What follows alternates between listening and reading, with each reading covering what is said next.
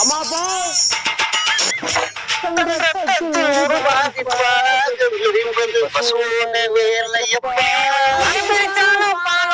தண்ணிய ஊத்துவது உன்னோட வேலையா?